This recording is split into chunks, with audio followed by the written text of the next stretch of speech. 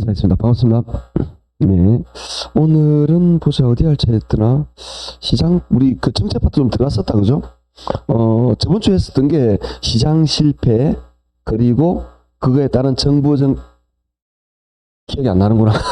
아무튼 곤란한데 복습해야 됩니다. 그래서 그런 것들을 우리가 위주로 했었고, 자, 오늘은 어디 보시느냐 하면은 아마, 주택정책일 겁니다. 그래서 우리 교재 242쪽이죠. 여기서부터입니다. 저번주에 했던 게 간단하게 말하면 어떤 거였냐면은 우리가 살아가는 세상은 어느 정도는 괜찮지만 완벽할 수 없다죠. 그러다 보니까 우리 살아가는 세상에 좀 불합리함이 나타난다. 그게 시장 실패예요. 그게 발생하게 되면은 정부는 그 시장 실패를 수정하기 위해서 정부는 시장에 개입할 수 있다. 개입하는 방법에 직접적으로 개입하는 것도 있고, 간접적으로 도와주는 방법도 있고, 법률적으로 규제하는 이런 방법으로 개입하는 게 있다. 뭐 이런 거. 그러면서 정부 개입인데, 정부가 주택 문제를 개입하면 주택 정책, 그 다음에 세금 문제를 개입하면 조세 정책, 이렇게 되는 겁니다. 그래서 오늘은 그 중에 가장 중요한 242쪽에 주택 정책을 할 건데요. 242, 243 두 바닥은 안 봐도 됩니다. 그다음 244쪽으로 넘어가시면 주택 정책은 크게 두 가지로 나눠요. 지금 볼게요. 정부가 주거 문제 개입하는 정부의 주택 정책인데, 이 주택 정책은 크게 임대주택 정책이 있어요. 임대주택 정책이라는 거는 결국 뭐냐면은 내가 임대료를 내는 세입자다, 그죠? 이런 사람들을 위한 주택 정책이 임대주택 정책이고요. 두 번째는 분양주택 정책이 있다, 그죠? 얘는 집이 없는 무주택자가 집을 구입하기 위해서 도와주는 뭐 그런 정책들인데, 중요한 거는 뭡니까? 중요한 녀석은 요 녀석이에요. 얘가 아주 중요합니다. 그래서 임대주택 정책을 다루게 될 건데, 임대주택 정책이 세 가지가 있어요. 그래서 244쪽에 보시면 2번 임대주택 정책, 요거 하는 거다, 그죠? 요걸 다루는 겁니다. 이 임대주택 정책에 보시면 첫 번째, 가장 먼저 뭐가 있냐면은 임대료 규제 정책에 관한 게 있다, 그죠? 임대료 규제 정책. 그래서 얘는 이름에 딱 답이 있습니다. 임대료를 규제한단 말은 정부가 가격을 통제한단 말이죠. 우리 저번 주에 배웠다, 그죠? 정부가 이렇게 양을 수요음량을 조절하거나 아니면 이렇게 가격을 통제하면 직접이다, 간접이다? 대답을 하라는 뜻인데. 대답을 하라는 뜻인데, 우리가 이렇게 복습하면 큰일 나는 거예요. 안 됩니다. 그러니까 대부분 들으면 알 것 같아. 근데 이게 굉장히 빨리 소멸됩니다. 희발돼요. 복습하셔야 됩니다. 우리 저번에 정부가 시장에 개입하는 방법에 직접적 개입이 있고 간접적, 그 다음에 이용 규제를 통하는 방법이 있다라고 말했는데, 직접 개입은 어떤 느낌으로 이해하시면 되느냐? 우리 요 그래프에서 요런 무슨 곡선이죠? 요런 공급? 요건 안 까먹었구나. 다행히. 이때 요게 적은 게 있었잖아요. 잘하고 있습니다. 많이는 안 까먹었네. 여기 뭘 적었죠? 양. 그러면 양, 수요, 공급량으로 뛰어들거나, 그 다음에 가격으로 조절하거나, 이거 둘 다 직접 개입이에요. 그러면 가격을 조절하는 거잖아요. 그러면 이거 뭐가 된다? 직접 개입이 되죠. 간접 개입은 뭐냐? 정부가 세금, 보조금, 부담금, 이런 것들, 요런 걸로 조절하는 거예요. 예를 들어서, 이 부동산 경기 좀 안 좋아? 그러면 좀 세금 깎아줘. 취득세를 낮추거나, 아니면 금리 내려, 대출 규제 완화해. 그러면 부동산 여발, 그런 게 간접 개입이에요. 여기에 얘들로 조절하면 직접 개입. 이용 규제는 뭐냐? 정부가 건축 규제, 행정 규제, 법률이나 어떤 인허가 이런 걸로 조절해요. 그런 것들을 이용 규제라고 말하는데, 대표적으로 딱 두 개 암기하라 그랬죠. 외운다 그랬는데, 하나는 지역 지구제, 하나는 개발권. 지금 곤란하다 그랬죠. 공부하셔야 됩니다. 이거 두 개 왜 그러냐 하면, 이거 동그라미 해놨잖아요. 동그라미 하나. 왜? 이게 헷갈리니까 이걸 기억 못하면 안 되는 거예요. 아셨죠? 여러분은 대부분 어떠냐면, 대부분 이제 이렇게 돼요. 개론에, 이제 나중에 그런 이야기 제가 자주 하겠지만, 개론을 보면 들으면 알 것 같다? 문제품 안 풀려. 왜? 이게 기억이 안 나는 거예요. 이렇게 책 보면, 이것도 기억나. 그건 안 된다고. 그러니까 이걸 내가 말하기 전에 알아야. 그래서 이제 제가 나중에 그런 말을 많이 하는데요. 으스름하게 아는 거라. 아는 것도 아니고 모르는 것도 아니야. 그러니까 들으면 알 것 같은데 생각이 안 나.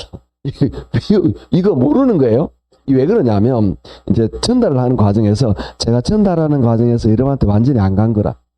저는 전달하는 건데 요 언저리에 있는데 여러분 그걸 안다라고 생각해요. 정확하게 아는 거 아니에요? 이걸 명확하게 딱 이렇게 돼야 아는 거예요. 왜? 시험지 이렇게 나올 거거든. 이렇게 명확하게 알아야 문제를 보면 딱딱딱 1분 만에 풀어져요. 그렇지 않으면 가만히 있어봐라. 이거 어디서 봤는데 야인가? 아이씨 몰라. 이러고 있다. 그럼 이게 안 풀리는 거라. 이러면 나중에 점수를 치면 이게 점수가 어중간하게 50점 언저리 나와요. 그러면 항상 그러면 점수가 안 나오는 거라. 근데 이렇게 체크해 넘어가. 예를 들어서 40문제가 있으면 제가 나중에 어떤 말을 하느냐 하면 40문제 중에서 15개를 확실히 보면 합격이에요. 결론은.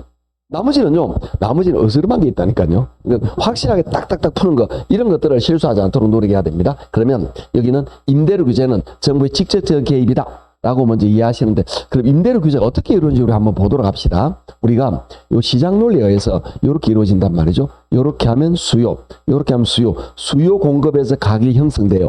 요 형성된 가격을 우리 뭐라 그러냐 하면은 시장 가격 또는 균형 가격이라고 말하는데, 이걸 예를 들어서 50만 원으로 가정을 할까요? 시장 가격이 50만 원입니다. 그럼 정부가 가격을 규제 통제하겠죠. 정부가 가격을 통제하는데 이 가격을 시장 임대료보다 높게 규제할 수도 있어요.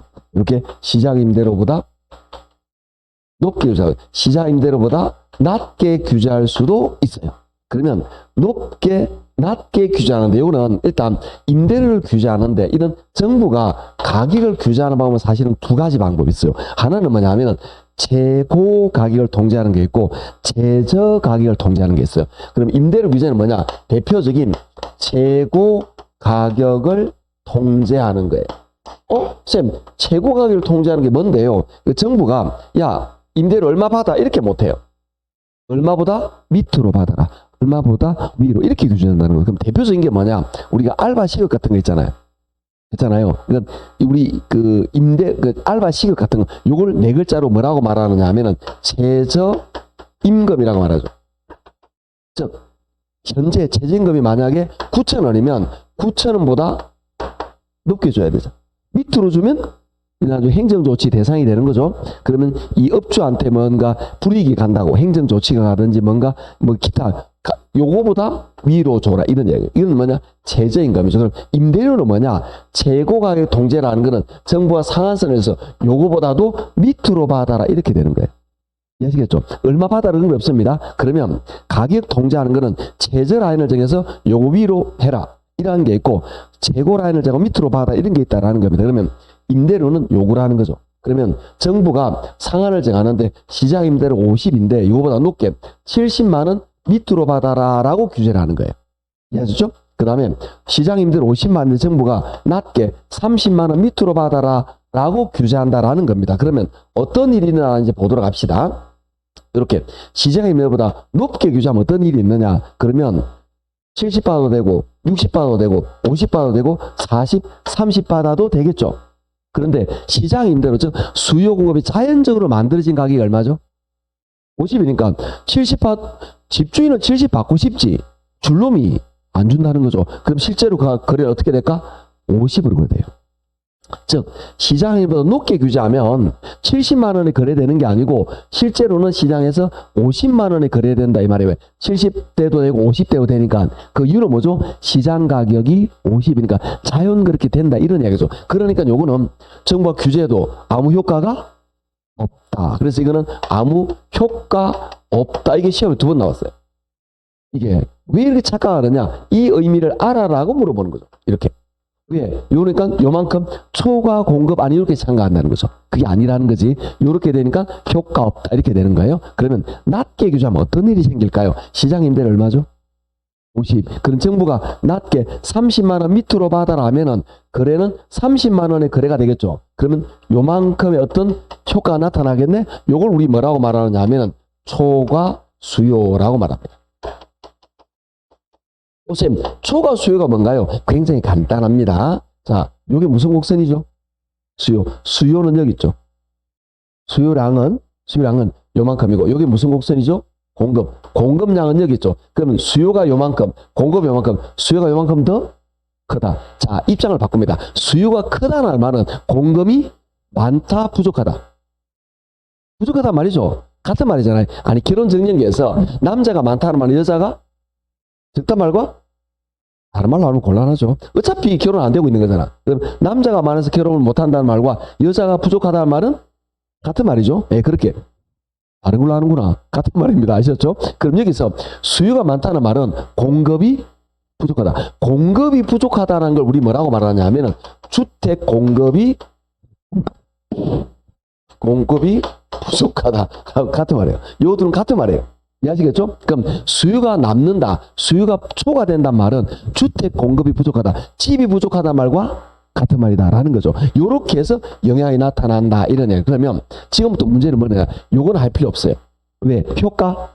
없으니까. 요걸 지금부터 다룰 거다. 즉, 시장임대보다 낮게 지금부터 다루는 내용은 전부 다 뭐냐 하면은 정부가 시장임대료보다 이렇게 낮게 규제하는 걸 가정해서 이야기한다라는 겁니다. 그럼 어떻게 초과수요가 나타나는지 한번 알아보도록 합시다. 자, 낮게 규제하면 일단 단기와 장기로 나눠서 생각해야 돼. 항상 언제나 오늘 내는 이야기입니다. 단기는 항상 수요 이야기예요. 장기는 항상 공급 이야기. 그 이유는 우리 거미집에서 배웠다 그죠? 거미집에서 수요는 즉각적으로 반응하는데 공급은 시간이 걸려요. 만드는데 시간이 걸리잖아. 없애는데도 시간이 많이 걸려요. 예를 들어 볼까요? 자, 거제 지역에 조선업이 한창 날릴 때 원룸이 엄청나게 많이 지었겠죠.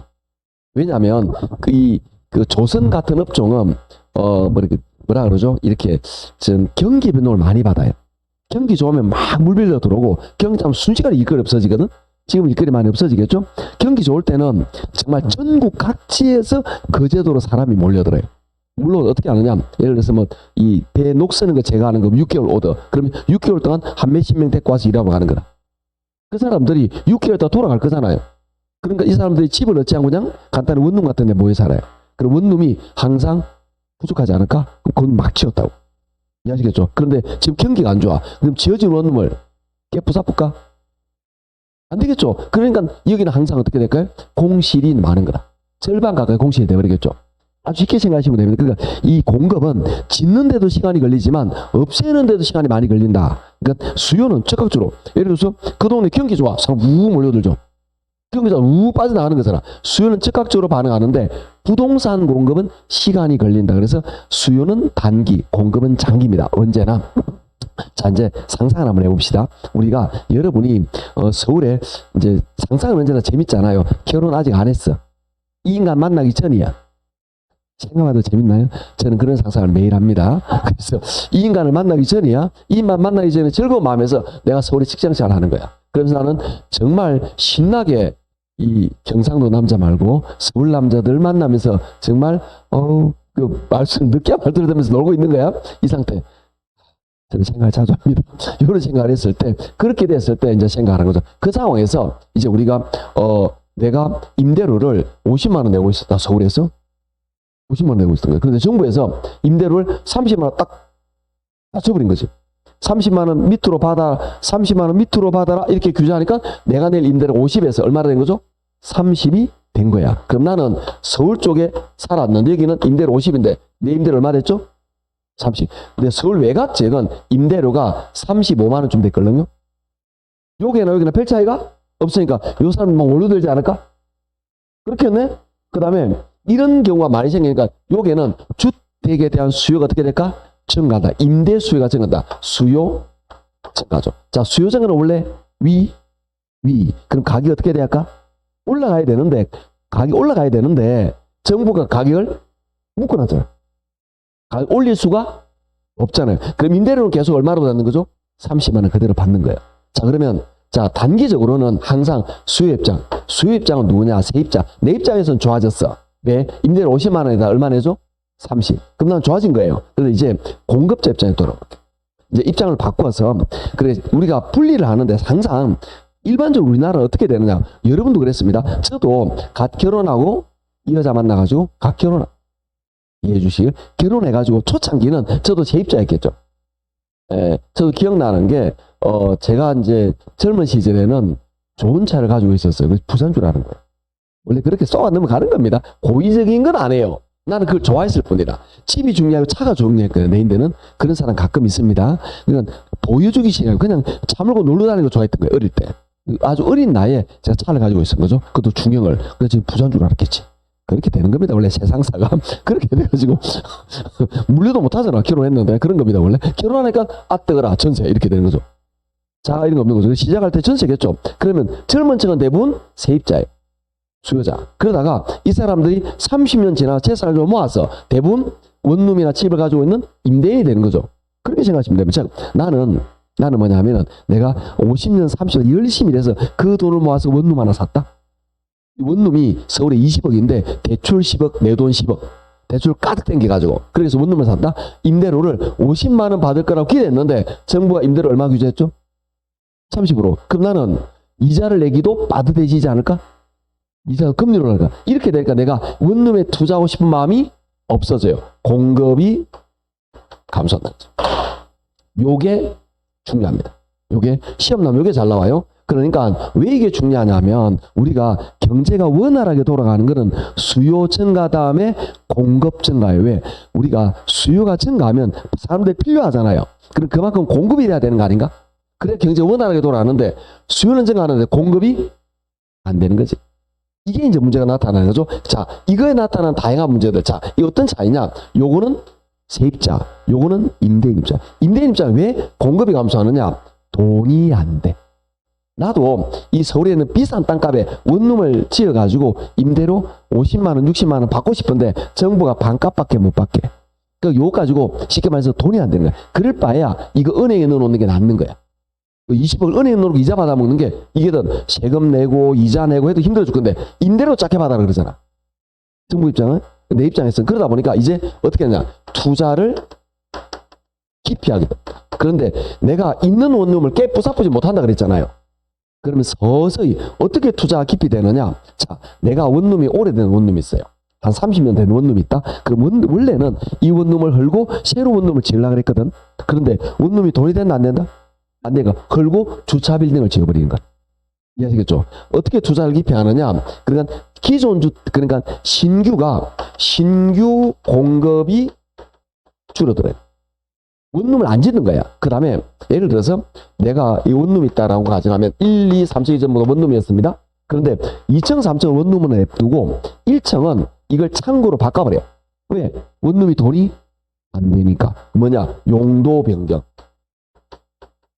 이런 걸 통해서 다양하게 투자가 깊이 되고 공급이 어떻게 될까?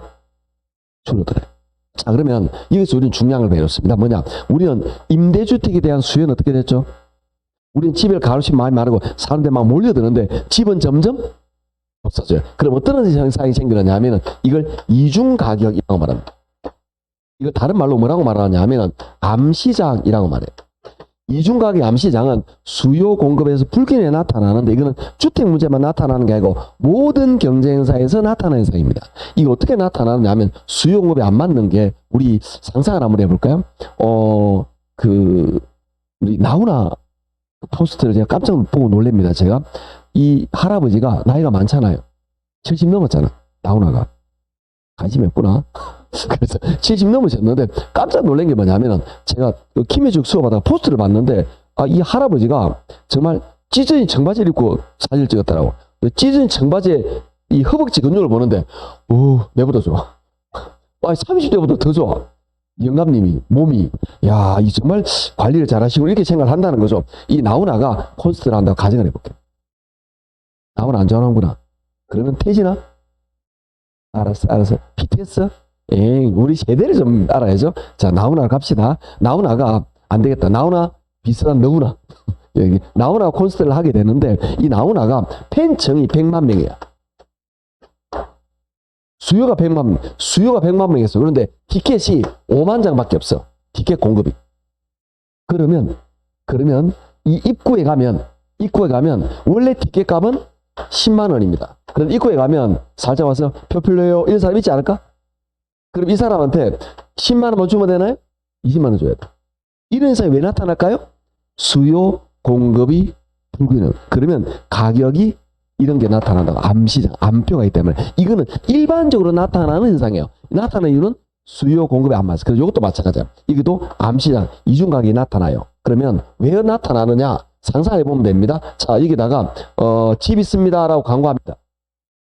집주인이. 그러면 집이 부족하다 그랬잖아요. 주택이. 여기 주택이 부족하잖아요. 그러면 집 세 한 개 구한다 그러는데 한 10명이 몰려드는 거예요. 10명. 그럼 10명이 몰려드는데 이거는 법적으로 정한 금액은 얼마죠? 30만 원. 30만 원 받아야 되는데 내가 집주인이 내가 이제 오면은 이야기를 한다고. 주저리 주저리한 거예요. 아이고 30만 원 받아서 돈도 안 되고 아이고 세내도 그만 안 해도 왜? 나는 배짱이지. 이놈 안 나가면 또 들어올 놈 있으니까. 왜? 집이 부족하걸러? 집이 부족하걸러? 계속 원룸은 줄어나가걸러? 그런데 자꾸 세입자는 늘어나걸러? 그러면 기존에 원룸에 있던 세대로 있던 애들은 이 원룸에서 안 나가려고 그러죠. 왜? 나가면 집 구하기 어려우니까. 그러면 거의 없어. 어쩌다가 집 하나 넣으면 수십 명이 몰려들겠죠. 그럼 나는 주저리 하는 거죠. 아이고 이거 세내봐도 돈도 안 되고 무슨 뜻이야? 뭔가 더 달란 뜻 아닐까? 그죠? 그러면 이 좀 눈치 빠른 애들이 있어요. 눈치 빠른 애들이 있고 어리버리한 애가 있는데 어리버리한 애는 사장님 제가 방을 참 깨끗하게 쓸게요. 이런 놈은 정말 이제 깝깝하게 사는 거예요. 뭔지 말귀를 못 알아듣잖아. 그런데 걔 중에는 큰 인물이 있습니다. 사장님 제가 통장으로 30만 원 꼽아드리고 별도로 15만 원 드릴게. 이런 놈이 큰 인물 된다? 이런 애들이 다 정치하고 다 하는 거예요 원래. 이게 사람이 이런 게 끼어 있어야지. 이렇게 말하는 놈이 있겠네? 그게 이중관계. 이건 집주인이 엄성적으로 요구하기도 하고 세입자 알아서 챙겨주기도 해요. 그러면 어떤 회사에 나타나 정부는 홍보를 해요. 임대료 얼마라고? 30만 원. 근데 현실에 가면 임대료는 30만 원인데 관리비가 15만 원이에요. 이래 치면 결국은 50만 원 비슷하게 나와. 이런 음성적인 게 나타나는 거죠. 그러면 결론은 뭐냐? 요거는 실패다라는 거죠. 왜 실패냐? 결국은 가격이 부적합한 이런 이중 가격 이런 것들 음성적인 거래를 해서 거의 50만 원 비슷하게 나와요. 그런데 집은 어떻게 되죠? 부족해. 이런 문제가 나타난다는 거죠. 이런 문제가 나타나요. 그럼 왜 이런 문제가 나타날까요? 라는 건데 아주 간단합니다. 시장에는 두 명 있죠. 누가? 수요와 공급. 수요공급인데 정부가 가만 보니까 누구 편을 든 것 같죠? 수요 편을 들었죠. 공급이 열받은 거예요. 그렇잖아요. 공급이 열받아가지고 공급이 시장에서 반항을 하는 거지. 그러다 보니까 이런 문제가 나타나. 그럼 이걸 정책을 잘하면 어떻게 해야 되나? 정부는 이때 공급 대책을 같이 해야 되는 거지. 가격은 낮추는 거 이해를 합니다. 어쩌면 그렇지만 정부는 공급이 줄어드는 걸 생각을 못하고 있는 거지. 가격만 쪼아버리면 공급이 준다는 거지. 시장 이 문제의 실패 원인은 요거라는 거예요. 그래서 정부는 이걸 하기 위해서는 공급자에게야 내가 따로 너 세금 깎아줄게. 공급 좀 줄이지 마라. 라는 대책을 같이 만들어야 되죠. 그러면 가격도 적절하게 내려오면서 공급량이 줄지 않으니까 뭔가 효율적으로 돌아가지 않을까? 그래서 공급 대책을 만들지 않은 이 정책은 100% 실패입니다. 그래서 대부분 이 임대료 규제 정책은 명확하게 실패라고 보시면 돼. 결론, 이 정책은 실패. 그래서 정부 임대료 규제는 실패가 됩니다. 그래서 쉽게 말하면 성공적이 될 수 없다. 왜? 이것만 가격만 쪼아가지고 실패다라는 이야기입니다. 그게 우리 교재 244쪽에 있어요. 244쪽에 볼까요? 자, 임대료 규제 밑에 1번 임대료 규제 정책 밑줄. 동그라미 1번 두 번째 끝에 밑줄 긋습니다. 재고 가격제이며 이 지문은 이해하셔야 됩니다. 이걸 말하죠. 재고 가격제이며 주택시장에서 저소득 임차인의 주거비 부담을 덜어주기 위해서 사용한다. 동그라미 3번 만일 시장 임대료보다 임대료 사이 높다면 요거죠. 무슨 일이 생긴다? 아무 일이 없다 이겁니다. 높다면 임대료 규제는 임대주택 공급량에 영향을 미치지 못하면 아무 현상도 나타나지 않는다. 이해하시겠죠? 자, 오른쪽 갑니다.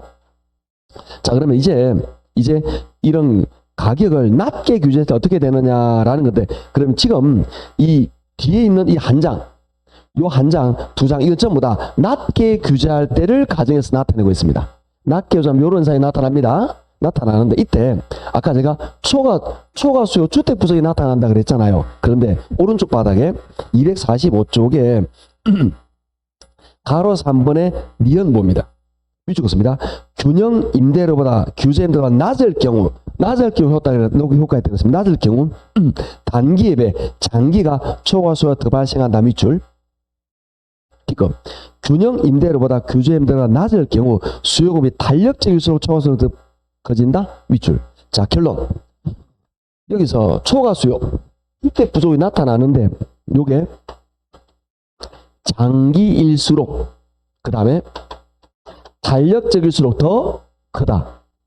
초과 수요 더 크다. 이 말이죠. 위축 끊는데 이게 어떤 의미냐? 장기일수록 당연합니다. 원래 단기적으로는 뭐만 영향을 받죠? 수요. 장기는 뭐까지? 엎친데 덮친 거라. 이해하시겠죠? 엎친데 덮쳤다라는 겁니다. 그러니까 장기일수록 심해지는 거고요. 탄력적일수록 왜 초과 수요가 심해지느냐? 우리 예전에 배웠던 그래프를 한번 생각해 봅시다. 우리 요렇게 해서 요게 수요, 요게 공급이죠. 그럼 요만큼 우리 뭐라고 말하냐? 요걸 초과 수요라고 이야기해요. 그러면 제가 수요공을 탄력적으로 해볼게. 자, 탄력적일수록 기울기는 어떠하다 그랬죠? 오, 잘한다. 이제 대답대로 완만 기억해야 돼요. 그러면 완만하게 이렇게 수요를 좀 완만하게 그려볼게요.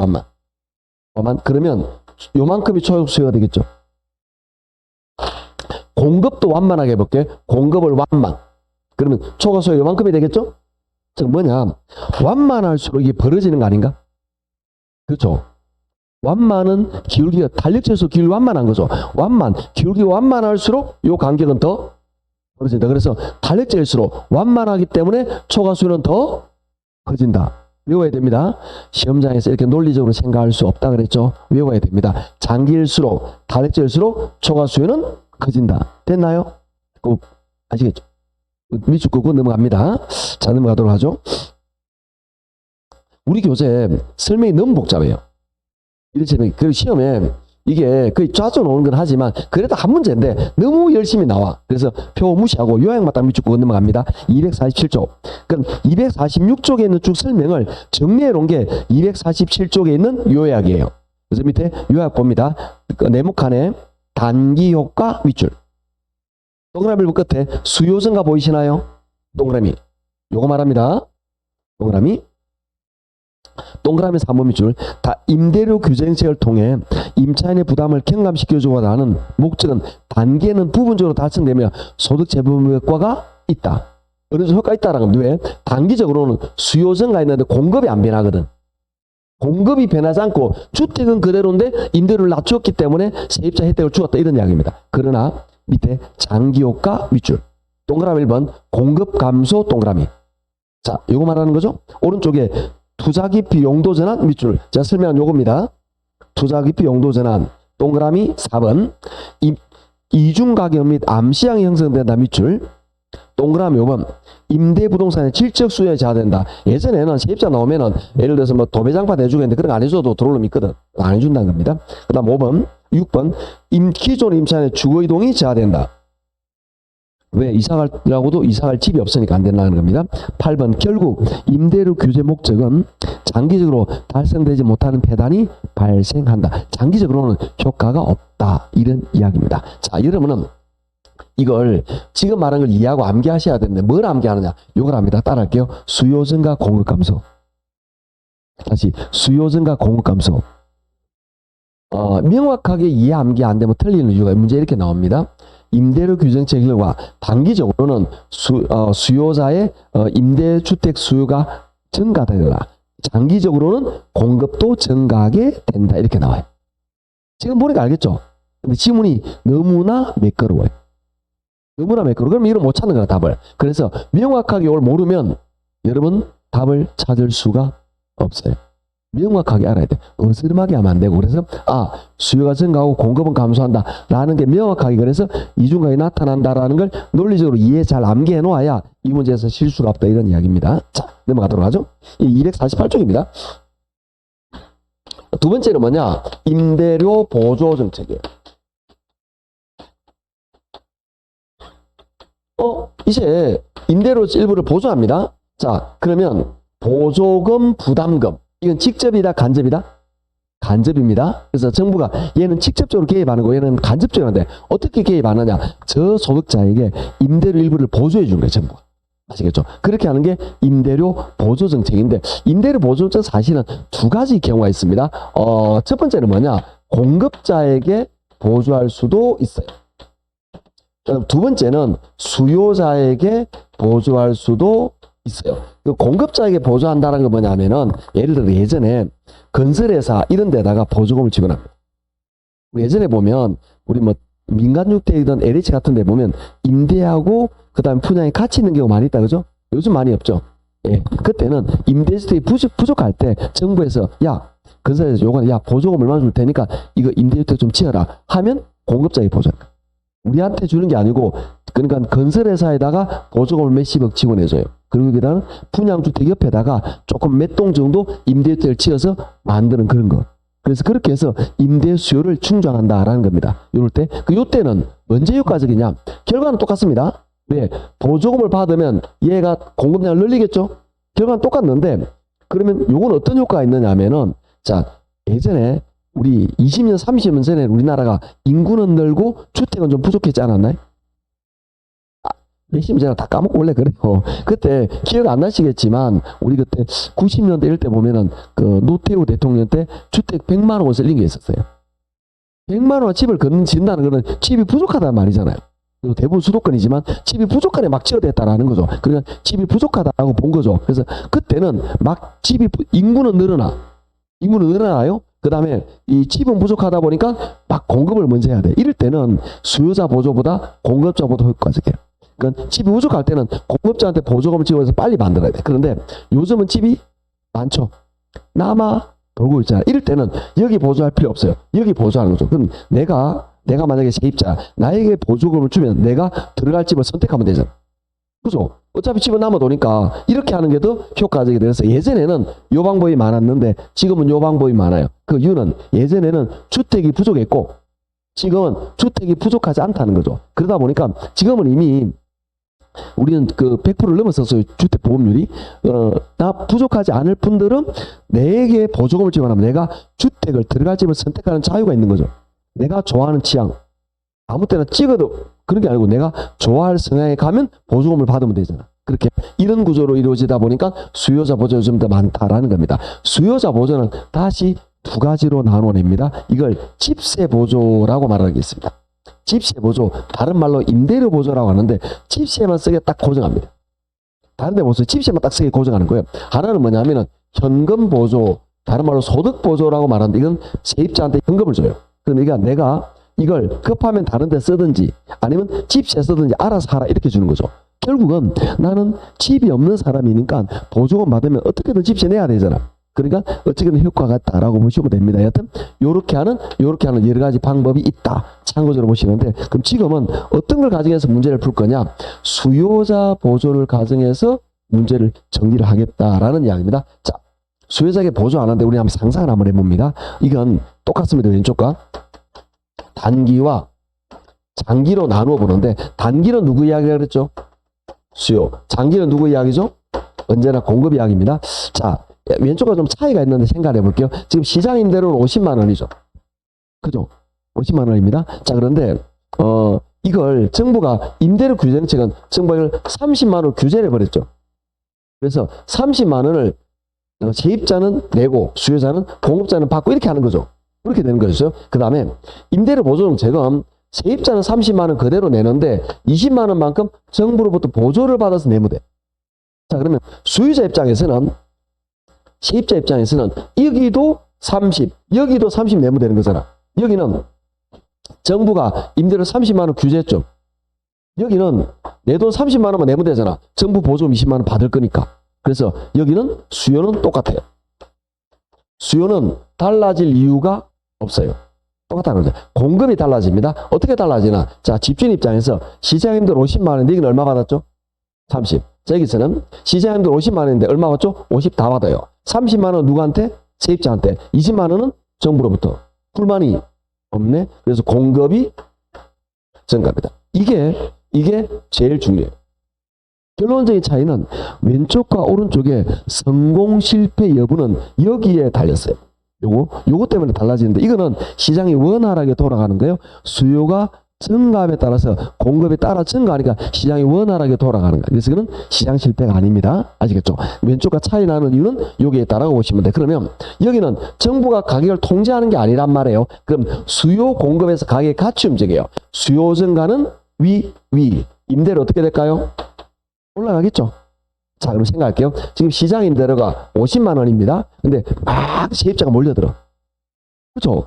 왜? 30만 원에 저렴하게 집을 구할 수 있으니까 20만 원 보조를 받아요. 그러니까 이 임대료 50만 원이 52만 원 올라갑니다. 가격. 그러면 집주인은 옛날에 50만 원 받다가 집주인은 얼마 받아요? 그럼 2만 원만큼 누가 이득이죠? 집주인이. 그래서 집값 임대료 오른 게 누구에게 돌아가느냐? 임대인에게 혜택이 돌아가요. 집주인의 혜택이 돌아간다 이런 거예요. 자, 그런데 이제 장기적으로 볼게요. 공급증가 어떻게 될까요?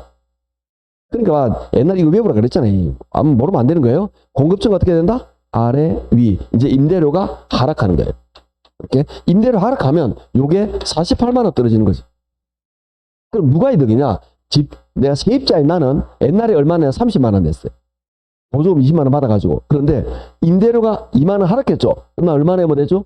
28만 원. 그래서 나는 이 임대료 떨어진 게 누구에게 돌아가느냐? 임차인에게 혜택이 돌아간다. 이런 거. 결국은 보조금을 받는 임차인은 이 임대료 하락, 공급 증가에 따른 임대료 하락까지 임차인 혜택이 돌아가기 때문에 이 정책은 성공이에요.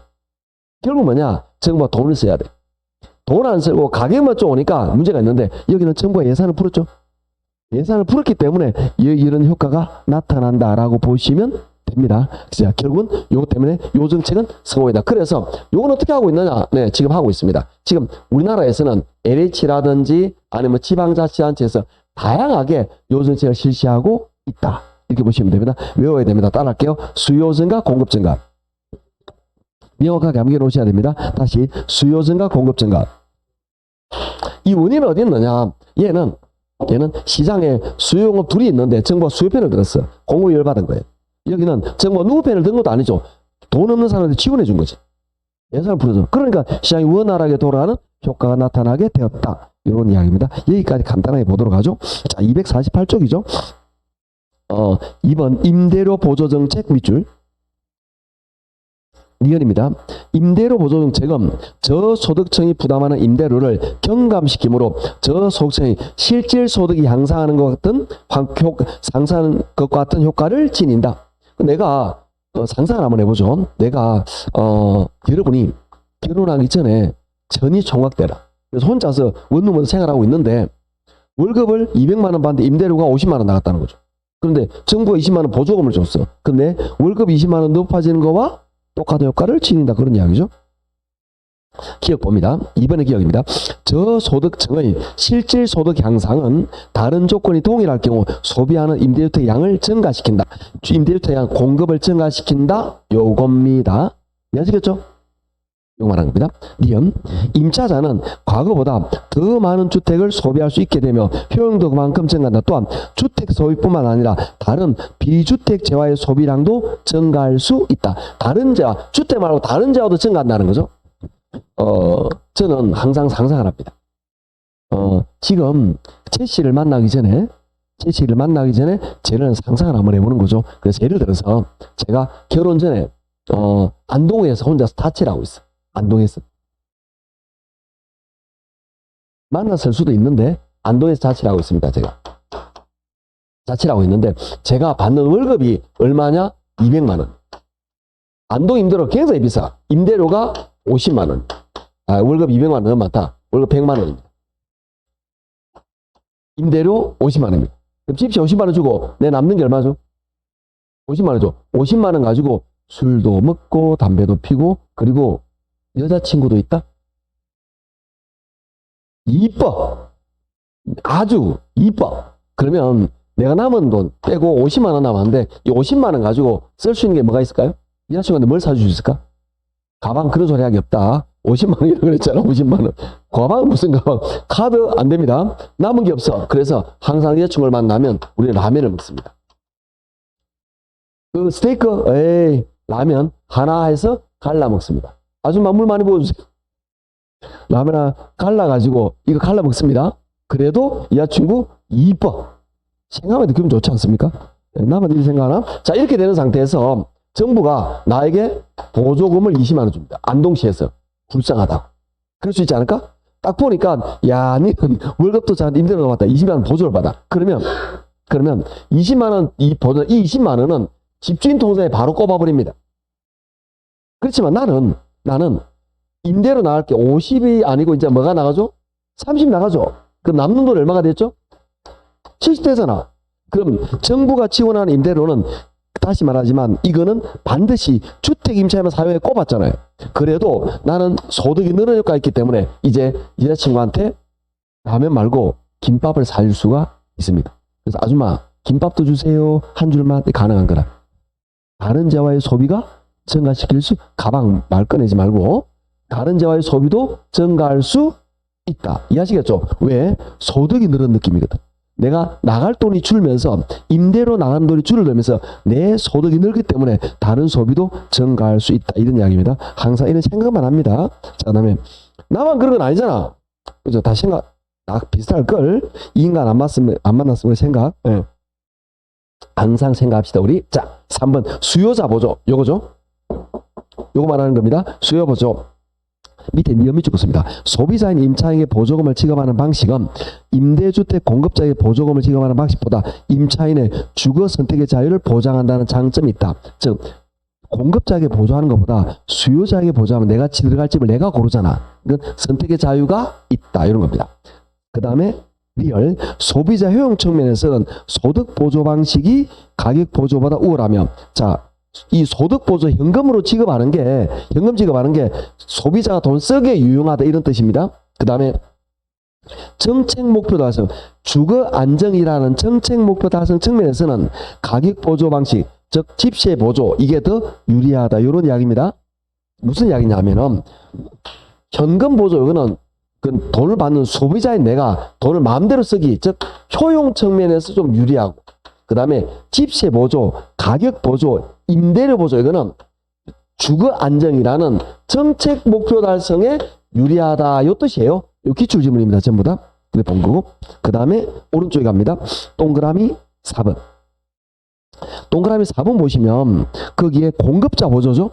공급자 보조, 기업 두 번째 줄 끝에 주택 공급을 증대시킬 수 있다 보셨나요? 동그라미. 자, 그러니까 이게 어떤 개념이냐면 여기도 수요자에게 보조해도 결국은 공급 증가죠.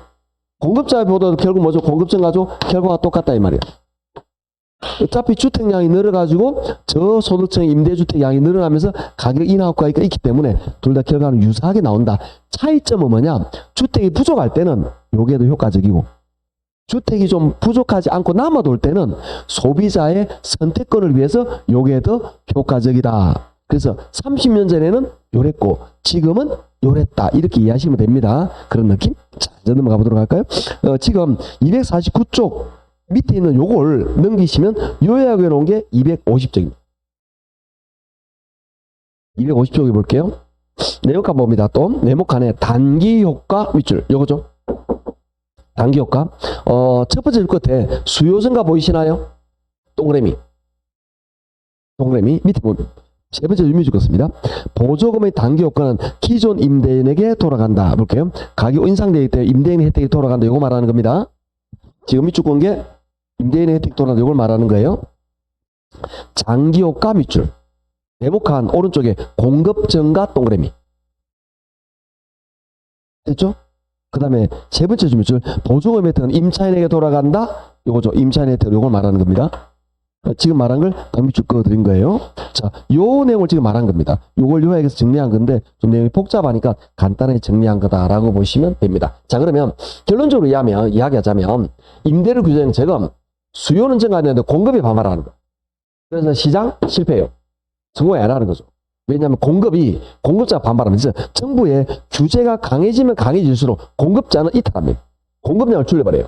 그래서 좀 이따 다루겠지만 한번 이거 비슷한 예를 하나 들어볼까요? 이 동네가 집값이 너무 많이 올라. 그래서 여기가 분양가 상한제를 정해버려요. 예를 들어서 좀 이따 이야기하겠지만 간단히 말하면 이 동네가 쉽게 말해서 이 동네가 분양가가 3천만 원이야. 근데 세입자가 우리 집 없는 사람이 3천만 원 30평에 뭐 10억이 넘죠. 10억 가까이 되죠. 이러면 너무 부담스럽다. 그래서 정부가 이걸 분양가 2천만 원 규제해버려요. 그러면 공급자가 공급을 할까요? 안 할까요? 안 하죠. 안 하게 되겠죠. 그런데 이렇게 분양가가 뛰는 거는 수요는 많은 지역이죠. 수요는 많은데 공급이 안 되는 거다. 공급이 들어갈 집이 없어. 들어갔지. 그럼 어떤 현상인가요? 자, 신규 주택은 없어졌잖아. 왜? 공급을 안 하니까. 그런데 수요는 늘었는데 신규 주택은 공급 안 해요. 그럼 재고 주택이, 기존 주택이 올라가겠네? 그게 미치는 현상이지. 그러니까 정부가 규제하면 항상 수요업장에 공급자가 이탈하는 현상이 많이 나요. 그러면서 시장이 왜곡되기 시작하는 거다. 일반적인 현상이에요. 그래서 정부의 규제가 과하면 과할수록 이거는 항상 한다. 왜냐하면 사람은 누구나 수요자든 공급자든 자기 이익으로 살아가고 싶어요. 정부가 그걸 악으로 규제해서 규제하니까 이런 문제가 나타난다라고 보시면 됩니다. 자, 그래서 정부의 규제 정책은 실패다. 그러나 이거에 대한 보조금을 지급안 하면 어느 효과가 있다. 저소득층의 주거 안정에 도움을 준다. 이런 이야기입니다. 자, 그 다음에 251쪽에 봅니다. 3번에 보시면 뭐가 있냐면은 공공 임대주택 정책이 있습니다. 얘는 어떤 거냐면은 정부가 행복주택, 청년주택 이런 것들을 저렴하게 공급해주는 그런 현상을 말하는 겁니다. 자, 그러면 우리 한번 상상을 한번 해보도록 할까요? 얘도 마찬가지인데 저희는 원래 사적 임대주택 있는 시장이에요. 사적 임대주택이 있습니다. 상상을 한번 해볼까요? 서울에 원룸이 원룸 같은 게 100개, 200개, 300개, 400개, 500개 있습니다. 그리고 여기 임대료는 저기 보면 시장 임대료 얼마였죠? 50만 원입니다. 그러면 집도 500개, 세입자도 500명. 딱 균형을 이루고 있는 거죠. 수요 공급 가격은 50만 원. 수요 공급은 500으로 균형을 이루고 있는 겁니다. 이 상태에서 자, 정부가 볼 때는 50만 원이라는 임대료가 저소득자에게는 부담스럽다라고 생각해서 정부가 가격을 통제해보고 그 다음에 정부가 가격을 보조금을 지원해봤어요. 그러다가 이제는 안 되겠어. 그러지 말고 여기 서울 약간 변두리에 공공임대주택을 짓습니다. 박근혜 때 행복주택 이런 것들입니다. 아셨죠? 이런 행복주택 같은 걸 요거 딱 짓는데 100개를 지었어요. 100개를 짓는데 임대료 얼마냐? 반값 25만 원. 자, 상상 한번 해봅시다. 우리 다 같은 세입자입니다. 청년주택 또는 행복주택에 들어갈 수 있는 무주택자예요. 내가 여기서 임대료 얼마 내고 있었죠? 50만 원. 그런데 정부가 이런 반값, 우리 여기서 한 5분 거리에 대부분 여기가 지하철보다 너무 가깝진 않아요. 약간은 있는 그런 쪽입니다. 그래서 여기에 100개의 임대도 반값을 지었어요. 그러면 여기 살아요, 이사가요? 자, 우리는 여기서 조건은 이 주택과 이 주택의 질적 수준은 동일하다는 전제 시작합니다. 이게 왜 가능하냐?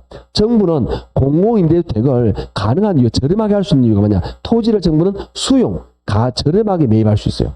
민간업자는 불가능한데 얘는 가능한 거라. 그리고 정부는 보조금을 채워서 짓기 때문에 저렴하게 지을 수 있어요. 근데 민간업자는 자기 이익을 받아야 되기 때문에 높게 짓는 거다.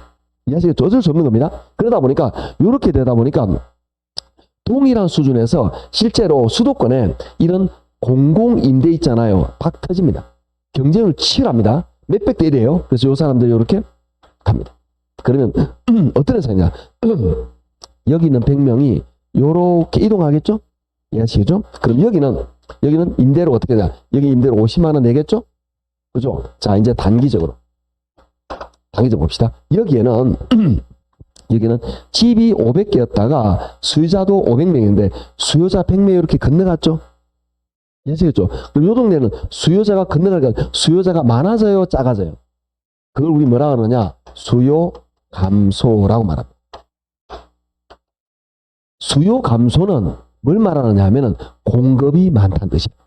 이게 뭐냐? 수요가 감소하면서 빈집이 100개가 생겨버린 거라. 이해하셨죠? 수요 감소, 아래. 임대료 어떻게 되느냐? 하락을 해요. 50만 원이 35만 원 정도로 떨어집니다. 그러면 여기도 단기적 효과 있겠죠? 여기는 정부에 가는 25만 원, 여기는 50만 원이 든 게 이제 빈집이 생기면서 이제 얼마로? 35만 원 떨어지니까 둘 다 단기적으로는 효과가 있습니다. 자, 이제 장기적으로 볼게요. 여기는 계속 25만 원 똑같습니다. 정부가 하는 공공임대주택은 대부분 임대료 좀 저렴해요. 계속 똑같습니다. 여기는 어떻게 되느냐? 자, 계속해요. 저는 단기는 누구 이야기라고 그랬죠? 수요. 장기는 누구? 자, 공급자 입장에서는 50만 원의 적정 시장 가격이라고 그랬잖아요. 이거는 다른 것 투자 대비예요. 내가 20억이라는 돈을 은행에 넣느냐, 위험부담하고 주식에 넣느냐, 정권에 투자하느냐, 부동산에 투자하느냐, 부동산 투자했는데 수익이 안 되는 거예요. 그러면 이렇게 공급이 감소하게 됩니다. 공급 감소는 위아래. 임대는 어떻게 될까요? 올라갑니다. 무슨 이야기냐? 이거는 이렇게 이해하시면 됩니다. 공급 감소라는 거는, 자, 여기에서 빈집이 생겼잖아요.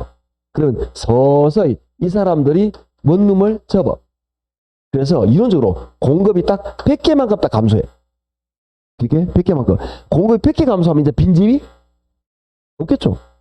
빈집이 아까 100개 있다 그랬잖아요. 공급이 100개만큼 딱 줄어들었어.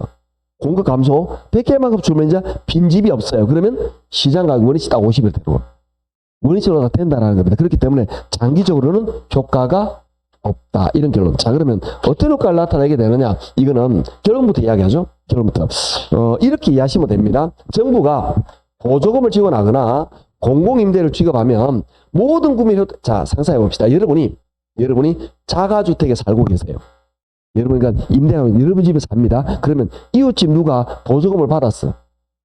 이웃집 누가 공공임대 들어갔어? 나한테 혜택이 있는 건가? 안 해요. 무슨 이야기냐? 정부가 보조금을 지원하면 보조금 받는 그 사람 혜택이 있는 거고, 공공임대를 정부 보조해주면 공공임대 들어가는 사람만 혜택이 있는 거라. 모든 국민 혜택이 아니라는 거죠. 그것만 이해하시면 됩니다. 자, 그 다음에 포인트는 요거죠. 따라할까요? 수요 감소, 공급 감소. 외워야 됩니다. 자, 여기까지 가볍게 보도록 합시다. 우리 251쪽에 공공주택 정책 밑줄 것이고 넘어갑니다. 252쪽에 동그라미 2번입니다. 단기효과 밑줄. 단기효과 밑줄. 밑에 사적시장의 경우 네모. 요겁니다. 사적시장의 경우 오른쪽에 수요 감소 보이나요? 수요 감소 동그라미. 요거죠. 오른쪽에 임대료 하락 밑줄. 그게 요겁니다. 요거 하고 있는 거예요. 즉 단기적으로 사적 임대주택은 수요 감소하고 가격 하락한다. 요 이야기입니다. 그 다음에 리얼 따라서 단 밑줄. 따라서 공공주택 공급은 공공주택을 이주하는 사람이나 사적시장에 머무는 사람이나 단기적으로 둘 다 혜택을 본다. 공공임대주택에 거주하는 사람은 이 사람들은 임대료 혜택을 보고 이 사람들도 빈집이 많기 때문에 혜택이 있다. 임대료 내려오니까 그 말입니다. 자, 그러나 밑에 동그라미에서 한번 장기효과 밑줄. 장기효과 밑줄. 오른쪽에 공급 감소 동그라미. 임대료 상승 밑줄. 요거죠. 공급 감소, 임대료 상승 요겁니다. 그래서 어떻게 되느냐? 오른쪽에 미역. 사적 시장에서는 줄어드는 공급량은 정부에서 공급하는 양을 일치하게 되어 사회 전체 주택량은 불변이다. 이게 뭐냐? 우리가 정부에서 100개를 건설했는데 딱 100개만큼 줄었거든요. 전체적인 양은 불변이다. 이런 양입니다. 그 다음 피업 두 번째 줄 끝에 밑줄 척 다음부터 공공주택 거주자들은 임대료 차이만큼을 정부로부터 보조받는 것과 같은 효과를 얻게 된다. 그러니까 결론부터 말하면 요거잖아요. 그래서 공공임대주택은 모든 세입자 혜택 보는 게 아니라니까. 누가 공공임대 행복주택에 들어가는 그 사람만 혜택을 본다니까. 보조금을 지원하면 모든 국민 혜택 보는 게 아니라니까. 보조금 받는 그 사람 혜택 본다. 그래서 공공임대주택 거주자들은 보조금을 받는 거와 동일한 효과를 지닌다. 이 말은 보조금을 받는 그 사람만 혜택이 있는 거고, 그 다음에 임대료는 그 사람 혜택이 있는 거지 모든 국민 혜택이 있는 게 아니다. 이렇게 이해하시면 됩니다. 이건 거의 매년 한 문제가 나와요. 또 이거 세계에서 나와요. 그래서 여러분 이걸 정확하게 암기합니다. 임대료제 따라할까요? 수요 증가, 공급 감소. 수요 증가, 공급 증가.